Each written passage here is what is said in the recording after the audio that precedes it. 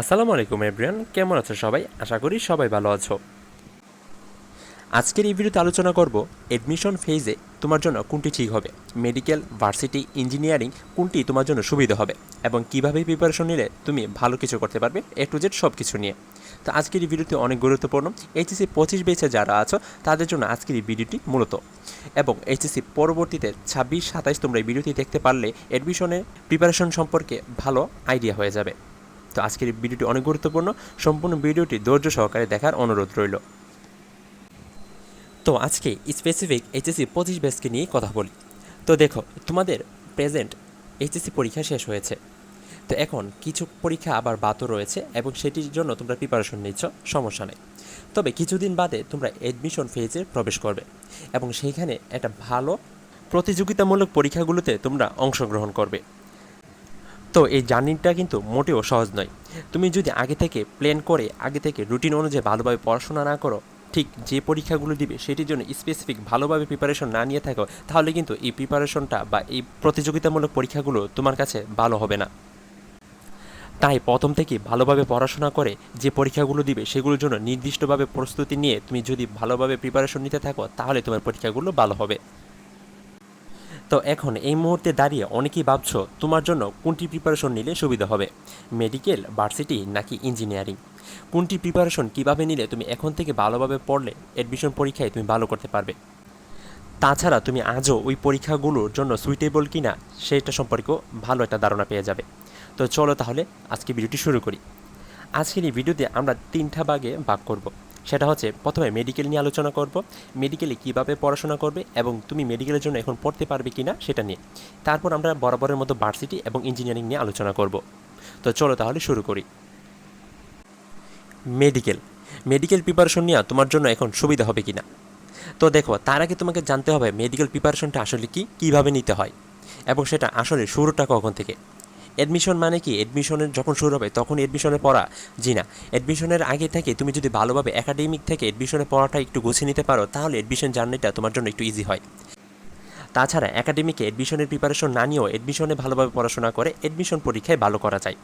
তো মেডিকেলও সেটার একটা উদাহরণ। তুমি যদি একাডেমিকে মেডিকেলের জন্য ভালোভাবে প্রিপারেশন না নিয়ে থাকো, তাহলে এখন থেকে যদি ভালোভাবে মেডিকেলের জন্য প্রিপারেশন নাও, তাহলে তুমি ভালো কিছু করতে পারবে। এখন এটা কিভাবে? তো দেখো, যারা মেডিকেল প্রিপারেশন নেওয়ার চিন্তাভাবনা করছো, তোমরা ভালোভাবে একদম ডেডিকেটেডলি মেডিকেলের জন্য পড়াশোনা করতে হবে। কারণ মেডিকেল একটা এরকম এক্সাম, সেটার সাথে যদি তুমি আরও অন্য এক্সামের জন্য প্রিপারেশন নাও, সেটা একটু হার্ডলি হয়ে যাবে তোমার জন্য। এখন তুমি যদি বলো যে তুমি এটাকে কন্ট্রোল করতে পারবে, তুমি এটাকে ম্যানেজ করতে পারবে, সেটা ভিন্ন ব্যাপার। তারপরও তুমি যদি স্পেসিফিক মেডিকেলের জন্য পড়াশোনা করো, তাহলে দেখবে দিন শেষে ভালো কিছু একটা হচ্ছে। বাট বাই চান্স যদি মেডিকেল পরীক্ষাটা মিস হয়ে যায়, তাহলে কিন্তু অন্য পরীক্ষাগুলো দিতে তোমার কঠিন হয়ে যাবে। তাই মেডিকেল পরীক্ষার পাশাপাশি অনেকে আবার ভার্সিটি প্রিপারেশন নিয়ে থাকে। সেটা কীভাবে, সেটা নিয়েও আলোচনা করব। তো এখন আমরা স্পেসিফিক মেডিকেল নিয়ে আলোচনা করি।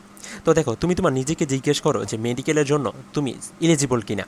কারণ মেডিকেলে কিন্তু ফুল সিলেবাস, তুমি কিন্তু একাডেমিকে পড়েছো শর্ট সিলেবাস। এখন তুমি যদি দেখো যে শর্ট সিলেবাসেও তোমার অনেক পরিমাণে ঘাটতি রয়েছে, তাছাড়া আবার পাশে ফুল সিলেবাসও তোমার কভার করতে হবে, তাহলে কিন্তু একটু কঠিন হয়ে যায়। তার উপরে তো মেডিকেলে জিকে ইংলিশ রয়েছে, সেটারও একদম হিউজ পরিমাণ সিলেবাস। তো আমি তোমাকে ঠিক বোঝাতে চাচ্ছি যে তুমি পারবে কি না সেটা তুমি নিজেকে জিজ্ঞেস করো। তুমি যদি দেখো যে না, আমি শর্ট সিলেবাসও শেষ করতে পারবো, ফুল সিলেবাসও শেষ করতে পারবো, আমি জিকে ইংলিশও ভালোভাবে পড়তে পারবো, ভালোভাবে পড়ে আমি মেডিকেলে চান্স পাবো, সেটা আমার একটা ইমোশন, আমার একটা ড্রিম, তাহলে আমি বলবো যে হ্যাঁ, তুমি যদি তোমার নিজের ভিতরে ইচ্ছা শক্তি দেখো, তাহলে তুমি করতে পারো। সম্পূর্ণ তোমার ব্যক্তিগত ব্যাপার। আমি জাস্ট তোমাকে জিনিসটা বুঝিয়ে দিচ্ছি। তো এখন অলরেডি বুঝে গেছো যে মেডিকেলের জন্য নিজেকে কীভাবে প্রস্তুত করবে এবং নিজেকে জিজ্ঞেস করলে উত্তরটা কী পাবে সেটা। তো এখন আমরা আলোচনা করব ভার্সিটি নিয়ে। তো দেখো, ভার্সিটিটা হচ্ছে তোমার এইচএসসির জন্য একটা 80% মিল থাকে। কেন? কারণ এইচএসসিতে তুমি যেভাবে সৃজনশীল সমাধান করেছো, তুমি যেভাবে এমসিকিউ সমাধান করেছো, যে শর্ট সিলেবাসটা তুমি পড়েছো, ভার্সিটি ঠিক 80 থেকে 90% সেটাকে ফলো করবে। কীভাবে? ভার্সিটিতে তোমার রিটেন পরীক্ষা থাকে, আমি ডিউর স্পেসিফিক করে বলছি। তোমাকে সেখানে এমসিকিউ থাকে, সেটা মোটামুটি বোর্ডের হার্ড প্রশ্নগুলোর মতোই হয়ে থাকে। তুমি যদি ভার্সিটির জন্য প্রিপারেশন নেওয়ার কথা ভাবো, তাহলে তুমি যদি এইচএসসিতে শর্ট সিলেবাসটি ভালোভাবে পারো, তাহলে কিন্তু হয়ে যায়। ভার্সিটি প্রিপারেশনটা সিদ্ধান্ত নেওয়াটা খুব সহজ, কারণ তুমি এইচএসসিতে যদি একটু মোটামুটি ভালোভাবে পড়ে আসতে পারো, তাহলে ভার্সিটি প্রিপারেশন খুব সহজে দিতে পারবে। তাছাড়া মেডিকেল, ইঞ্জিনিয়ারিং সেটার জন্য কিন্তু একাডেমিকে ভালো পড়াশোনা দরকার। তাই আমি বলবো, তোমরা যদি এক্সট্রা লেভেলে পড়াশোনা না হয়ে থাকে, এবং তুমি নিজেকে প্রশ্ন করে উত্তর পাচ্ছ যে তুমি মেডিকেল অথবা ইঞ্জিনিয়ারিংয়ের দিকে যেতে চাও না, তাহলে আমি তোমাকে বলবো, যেহেতু একাডেমিকে তুমি টুকটাক ভালোভাবে পড়াশোনা করেছো, এখন থেকে ভার্সিটির জন্য পুরো দমে লেগে যাও। ভার্সিটিতে অনেক পরীক্ষা আছে, একদম ঢাকা ভার্সিটিকে শুরু করে জিএসটি পর্যন্ত অনেক পরীক্ষা এবং অনেক সিট আছে এখানে। তো তোমার ইনশাল্লাহ কোনোটাই না কোনোটাই হয়ে যাবে। ভার্সিটি পরীক্ষা দেওয়ার সিদ্ধান্তটা কিন্তু খুবই সহজ, কারণ এখানে বেশিরভাগ স্টুডেন্টই পরীক্ষা দিয়ে থাকে। তো এডমিশনে তুমি ভার্সিটির প্রিপারেশন শুরু করে ভার্সিটিতে চান্স পেয়ে যাবে খুব সহজেই, যদি ভালোভাবে পড়াশোনা করতে পারো ডেডিকেশন নিয়ে। তো এই ছিল ভার্সিটি নিয়ে। এখন আমরা আলোচনা করব ইঞ্জিনিয়ারিং নিয়ে। তো দেখো, মেডিকেল ভার্সিটি থেকে ইঞ্জিনিয়ারিংটা টোটালি আলাদা এবং টোটালি ডিফারেন্ট, কারণ এখানে অনেক ধরনের ক্রাইটেরিয়া থাকে। যেমন ফিজিক্স, কেমিস্ট্রি, ম্যাথে মার্কস থাকা লাগে তাদের ক্রাইটেরিয়া অনুযায়ী, এবং জিপিএ 5 থাকা লাগে। তো এই সবগুলো শর্ত মেনেও অনেক স্টুডেন্ট ঝরে পড়ে যায়, তো সেটার জন্য অনেকে এলিজিবল হয় না। তাই আমি তোমাকে বলবো, তুমি যদি ইঞ্জিনিয়ারিং প্রিপারেশন নিয়ে থাকো বা ইঞ্জিনিয়ারিং প্রিপারেশনের জন্য এখন প্রস্তুতি নিয়ে থাকো, তাহলে আমি মনে করো যে তুমি আগে থেকেই এই প্রিপারেশনটা নিয়ে নিয়েছো, কারণ তুমি ফিজিক্স, কেমিস্ট্রি, ম্যাথে ভালো একটা প্রিপারেশন নিয়ে রেখেছো এবং এইচএসসি তো জিপিএ 5 পাবে, এই সিউরিটি নিয়ে বসে আছো। তো ইঞ্জিনিয়ারিংয়ের জন্য তো টোটালি আলাদা। তো ইঞ্জিনিয়ারিং প্রিপারেশনটা নেওয়ার জন্য তোমাকে অবশ্যই আগে থেকেই প্রিপারেশন নিয়ে থাকতে হবে। তো এখন অনেকে যদি দেখো যে তোমার এইচএসসিতে জিপিএ 5 চলে এসেছে এবং ফিজিক্স, কেমিস্ট্রি, ম্যাথেও খুব ভালো একটা মার্কস চলে এসেছে, এখন থেকে প্রিপারেশন করলে বাট ইঞ্জিনিয়ারিং প্রিপারেশন করলে পারবি কিনা। তো দেখো, ইঞ্জিনিয়ারিং প্রিপারেশনটা অনেকটাই প্র্যাকটিসের উপর ম্যাটার করে। যে যে যত বেশি প্র্যাকটিস করতে পারবে সে তত বেশি ভালো করবে, শুধু ইঞ্জিনিয়ারিং না, যে কোনো এডমিশন পরীক্ষায়।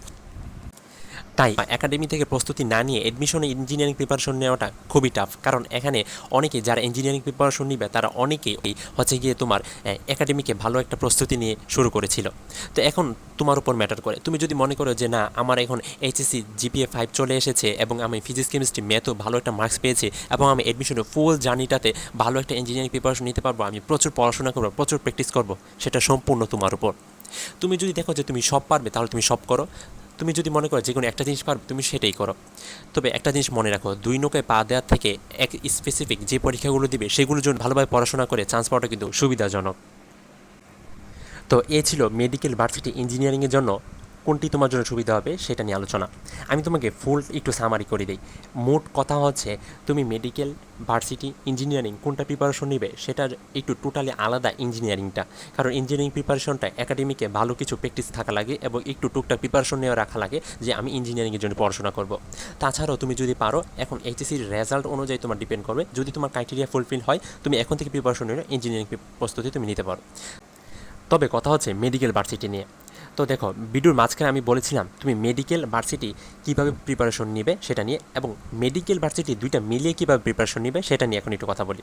তো দেখো, মেডিকেল ভার্সিটি দুইটা নিয়ে প্রিপারেশন নেওয়াটা, তুমি যদি মেইন ভার্সিটি রাখো এবং পাশাপাশি মেডিকেলের জন্য পড়াশোনা করো তাহলে কিন্তু হবে না, কারণ ভার্সিটি এবং মেডিকেল পরীক্ষাটা টোটালি একটু আলাদা। কারণ ভার্সিটি পরীক্ষায় রিটেন পরীক্ষা থাকবে এবং মেডিকেলে সেটা থাকবে না। তুমি যদি ভালোভাবে মেডিকেলের জন্য পড়াশোনা করো এবং দিনে কয়েক ঘন্টা ভার্সিটির জন্য পড়াশোনা করো, তাহলে কিন্তু সেটা পসিবল হতে পারে। কীভাবে? কারণ মেডিকেলের জন্য তুমি যেভাবে পড়বে সেটা ভার্সিটির জন্য পড়ে ফেলবে, সেটা এমসিকিউতে কভার হয়ে যাবে। জাস্ট ভার্সিটিতে শর্ট সিলেবাসের জন্য রিটেন অংশগুলো তুমি প্র্যাকটিস করবে, তাহলেই হয়ে যাবে। তো আশা করি বুঝতে পেরেছ। তুমি যদি টোটালি চাও যে ভার্সিটি মেডিকেল কীভাবে প্রিপারেশন নেবে, তাহলে এটা নিয়ে স্পেসিফিক সুন্দর করে একটা ভিডিও করা যেতে পারে। তাছাড়া অনলাইন অফলাইন কোচিং নিয়ে এবং কোন কোচিং তোমার জন্য সুবিধাজনক হবে সেটা নিয়েও যদি জানতে চাও, তাহলে আমাদেরকে কমেন্টে জানাতে পারো, আমরা সেটা নিয়েও একটি ভিডিও দেওয়ার চেষ্টা করব। তো আশা করি আজকের ভিডিওটি বুঝতে পেরেছ। যদি কিছু বুঝতে অসুবিধা হয় তাহলে কমেন্ট বক্সে কমেন্ট করতে পারো এবং পরবর্তীতে কী নিয়ে ভিডিও চাও তা আমাদেরকে জানাতে পারো। তো ভিডিওটি ভালো লাগলে অবশ্যই ভিডিওতে একটা লাইক করে দিও, কমেন্ট করে জানিও ভিডিওটি কেমন লেগেছে এবং তোমার এডমিশন যে বন্ধু আছে তার সাথে শেয়ার করতে পারো। তো দেখা হবে পরবর্তী ভিডিওতে। ভালো থেকো সবাই, আল্লাহ হাফেজ।